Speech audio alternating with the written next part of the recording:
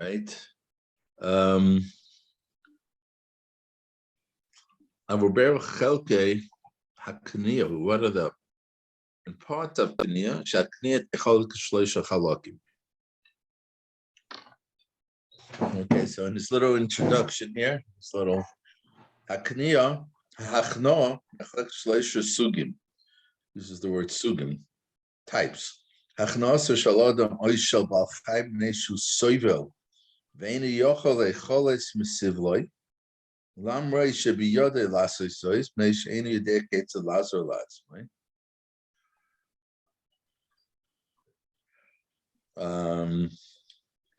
Some type of submission of a person or an animal because he's suffering, he's saying, and he doesn't know how to get out of his suffering. Even though he does have the ability, he doesn't know how to help himself. It says this type of hachno, it's not really submission.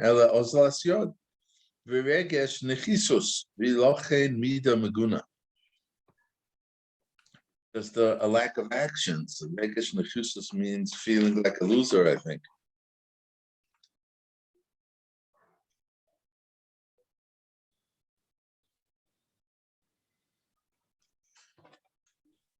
And that's v'hilachein mida maguna. It's not a. We'll see in the sefer itself a little more, I hope. Let's just see here. That's number one. Beis hachnoas ha'odam l'fnei b'nei odam to nosan lamrusam or shu zokuk. You submit yourself to somebody because you need the person. Achnom sugzehi midas mishubachas. So that's not a good thing. But it's not really the best type of achno. And the third thing is achnos adnofnei haboire. In front of Hashem, this is the best. Because this brings you close to Hashem. Submit yourself to Hashem. And it causes that you should be desired by Hashem and accepted by Hashem.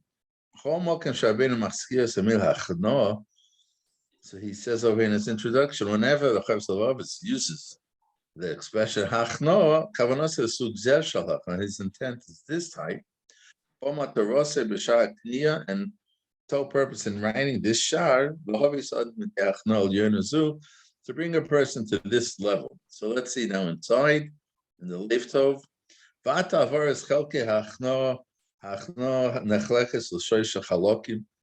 So I'm going to explain now the different types of achno, which breaks up into three types. One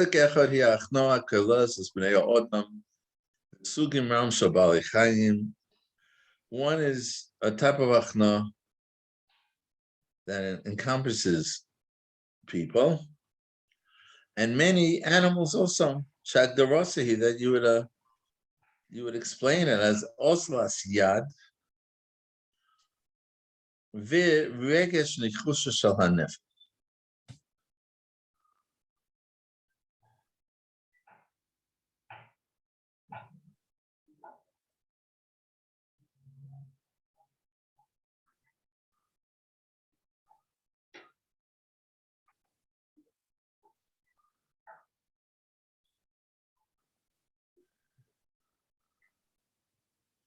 Now,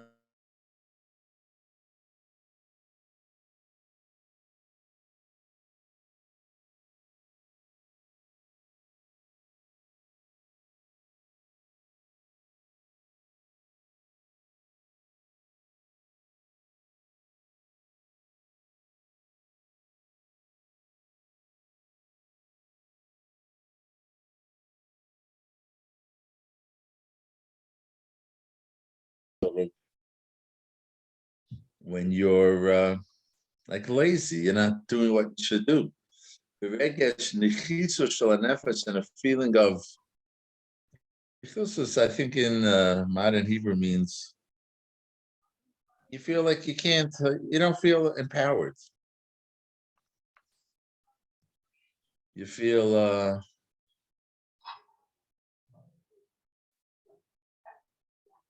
let's see. Because of this, he said, the person or the animal suffers. That if you would just believe in yourself, so to speak, you'd be able to push it away. You push away these things that are hurting you. Instead, you just put your head down, you just give up. He says,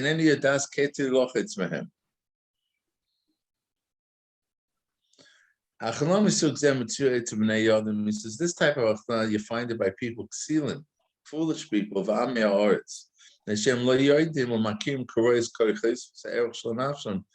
they don't recognize their abilities, the value of their nefesh, and we're only calling it hachna, the humility, a submission.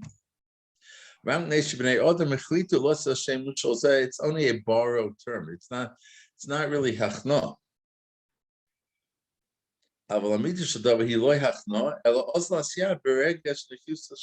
Again, a feeling of being a loser, feeling and a blindness that's caused because of foolishness. Which holds back from seeing what's for his benefit. This is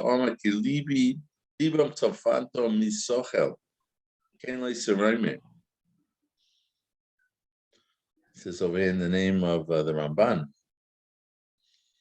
Ramban translates this pasuk in here of Neshahalomas me'aseichel sagisha libam l'chenim nimsoyim b'matzav yerud. That because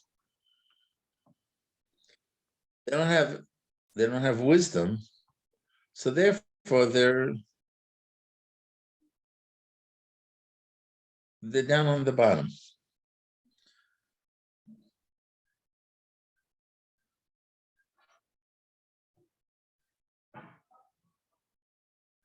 They lack self-value. That's what it sounds like, right?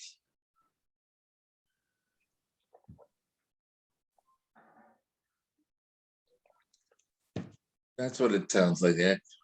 But that's not really hachna. Hachna is that when you do have value in your machnia, when you.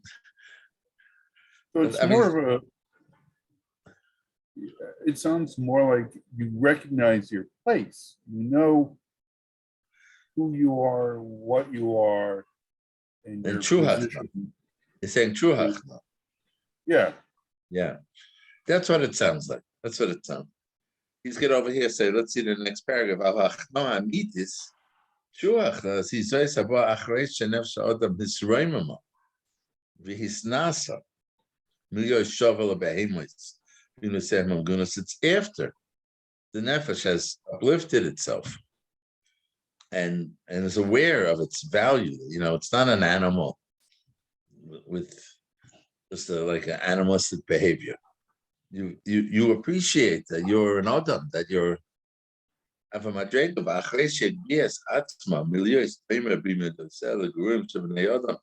after you've lifted yourself up above and not to be compared, not to be similar to not to be like the lowest type of person. And this that he's lifted up is because he has more wisdom. And because he gives more chashivas to his nefesh, godless adam, he understands who he is. And we talk idea berura, and from knowing what's a good midah and a bad midah. After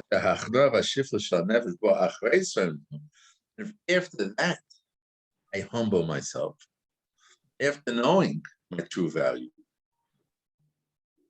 and understanding who I am, I humble myself. That's a midah meshubachas.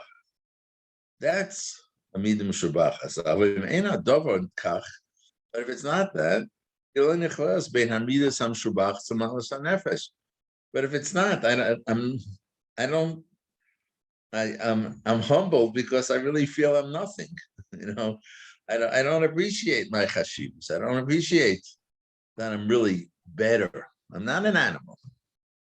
I'm choshev. I'm a nefesh. I have milas.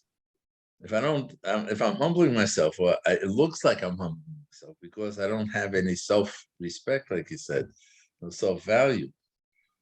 So that's not hachna. Hachna is when you do appreciate your value, you do appreciate your importance, you appreciate that Tzur Kapo Shalakim, Hashem formed you, how great you are, and yet you humble yourself then. Elabein Hamidas Amagunais Neshachnos Zihi Kachnos Abehemus. He says, if it's not this way, then you're just like being an animal. Hutaka, I guess this means that he doesn't have a real value. He says it's like the hachnos habehemus, like the animals. That's the first type of hachna that's not praiseworthy. V'chelik hasheni, the second type of hachna,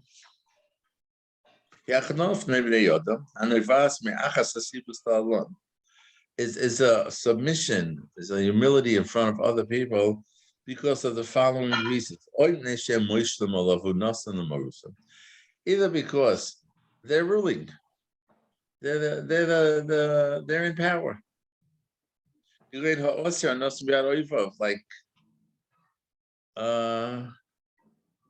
someone who's a captive in the hands of his enemy, the Eved, or the servant, the slave, that's in the jurisdiction of his master. Or it could be, I'm machnia myself because I need that for something. I need what they have, so I need to submit myself. Like a worker that needs his boss. Or the poor person who needs the rich person to support him. Or Talmud, I don't know if he means here in learning, or he just means a student who needs the teacher. Or because he owes the person money. And he can't pay him. So he needs to be machnia and be mashpil himself. The person he owes the money. That a loiva is an eved to the malva. These are all like reasons why a person submits himself to someone else. Or because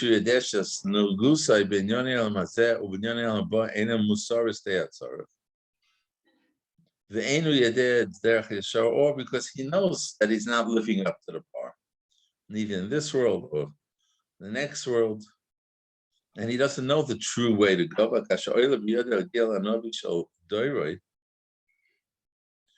And when he does get the ability to have contact with the Navi of that door, or a Rebbe, he could teach him the right way to go. Or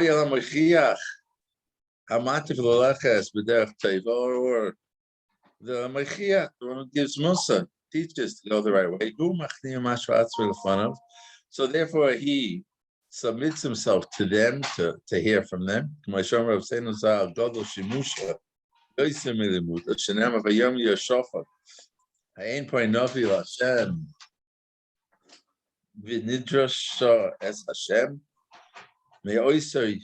Is in the Nidjas Hashem Yoisa Bayan Echad Ma'avtei Melech Yisrael V'Yom Poy Elisha Ben Shofar Sheyotzak Mayim Ideal Yo.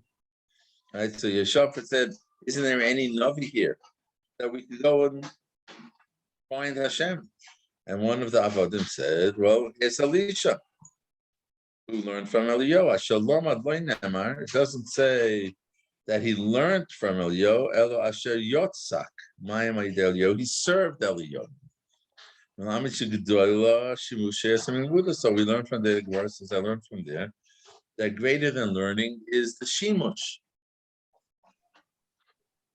That's why Elisha was called someone Yotzak Mayim Idelio and not a Shalom Idelio. V'nemar umishor soy Yeshua ben Nun nar lo yomish b'tachayil. Right, Mushamshay, Yeshua served.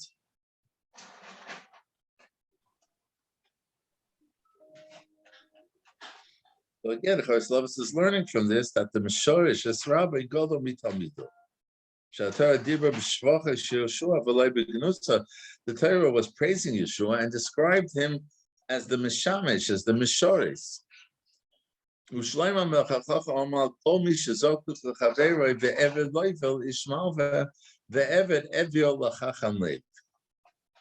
Okay, so these are all different categories. It seems like better and lesser, but they're all categories of people who, because of a certain need, they humble themselves in front of someone else, whether it's a need for money, whether it's a need of Torah, whether it's a need of a job, or you're a servant, you're a slave, you're a servant. All of these are people that you do humble yourself in front of somebody else, but it's not because I don't have a self-value, like Brian said. I have my self-value, but I recognize the situation and that it calls for this midah.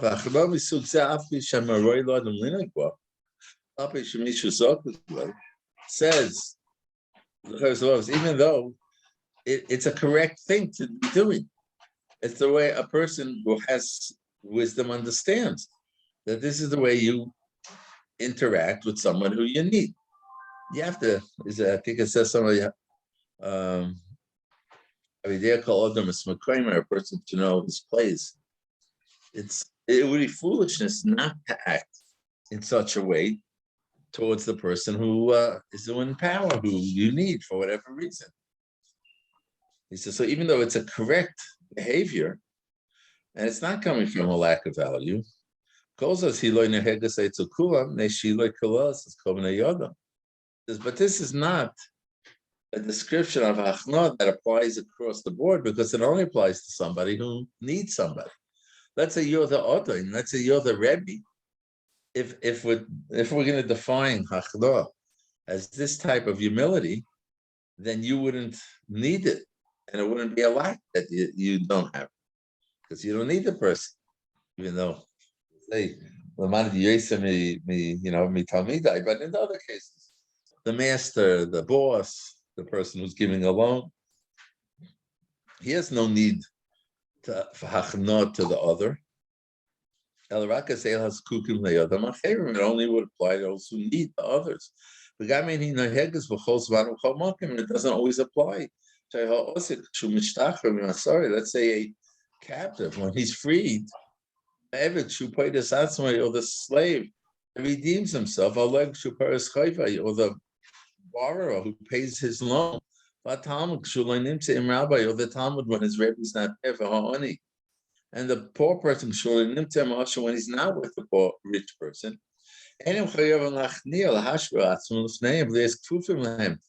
They don't need to continue being submissive to these people. It's only when they're with the person, when they have the need, the active need for that person, that it's proper for them to be machnia themselves to those people. But it's not in a sort of subjective type of hachna. It's not an objective type. Yeah. The third type of hachna is when you machnia yourself to Hashem. This affects and applies to everybody, the slave, whether the master, the borrower, or the loaner, whatever the situation is. You all have to be machnia to Hashem. And every situation and every time, at all times. And that's the hachna that we're referring to in this shar. And if you do have this hachna, who anika b'sifrei hakodesh onav, he's called an onav. It's a pasuk in Bamidbar, nivze be'enov, in Tehillim, Sanua, Mishlei. On the bottom, he gives you the footnotes. Daka, Shval Ruach, Ruach Nishbora, Nitke, Rach Levav, Nechei Ruach, Lev Nishba, V'Nefesh Shacha. These are all kind of expressions we find in Tanakh, and they all refer to Hachna in one way or the other. When we speak and we use the term Hachna, we're referring to this aspect of Hachna, which is the highest level of Hachna. Myself to HaKadosh Baruch Hu. Which comes, like, I'm trying to think, why is this such? It also seems to be like a loy lishma type of Hachna, because I need HaKadosh Baruch Hu. But I assume it means because I come to the appreciation that I need HaKadosh Baruch Hu. Right? I realize the relationship. I realize how he's the source of everything about the Machayas. You appreciate. It comes from a knowledge of a Kadosh Baruch Hu. And that's true. You therefore have humility. Moshe Rabbeinu, who had the greatest comprehension of Kadosh Baruch Hu, was called the Onav Mikol Adam. This goes together. Umi,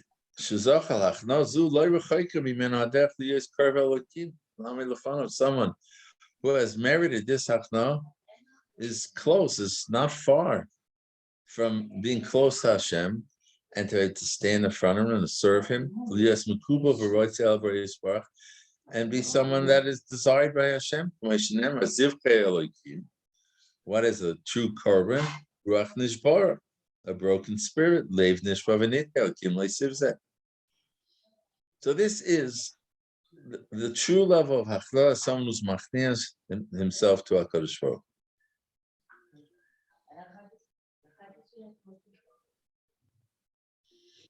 Hu. Perek Gimel, let's just give it a start, which is what? What was Perek Gimel supposed to teach us? Perek Gimel was supposed to be the third thing. Now, what brings me? What brings me to Achna? Not that I know what Achna is. What brings me to it? And there's going to be 10. I see it. There's 10 aspects. Avasibos, Hagormim, should be glowing ma'odem achnia mashpos atzvachayash. The things that cause a person after he's been miskar, emasora, to be achnia are 10.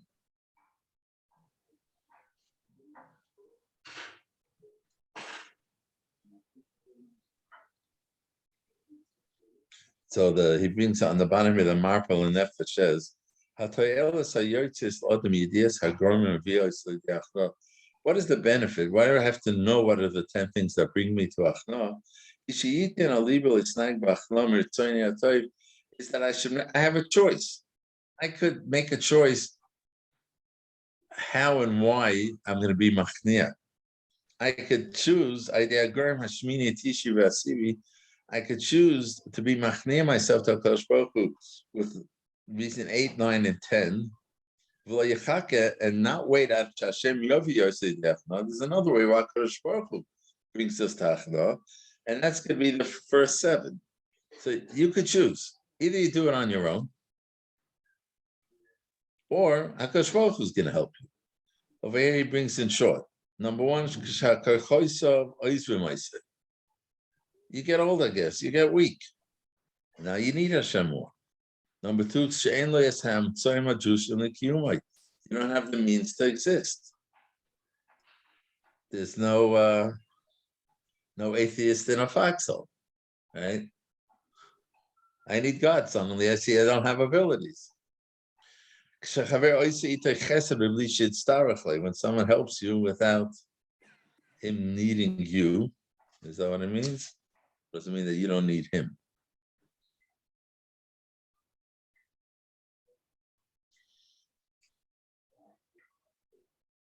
No, it means that someone helps you, and he helps you as a chesed, so you're machni yourself to him. Okay, we'll see it inside.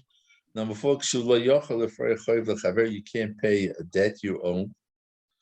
You're captive. eved ladveinav, you're a slave, and you can't free yourself. Kishavayim alav yisurim, suffering. Number 8, these last 3 he said are things that we could choose. You make a cheshbon on nefesh that you're going against Hashem's will. And you're being kofri toiv. And when you make that cheshbon on nefesh, it brings you to Achno. Or number 9, Hashem rebukes you because of your bad actions. And number 10, you're at your deathbed. And you're going to have to soon give an explanation for your actions. And you realize that you really didn't prepare yourself with the mitzvahs and ma'asim that should protect you. That also, when you make that cheshbon hanefesh, brings you to hachna. Okay, so let's with this, let's leave it until Sunday. Be'ezus Hashem Yisborach. We'll continue.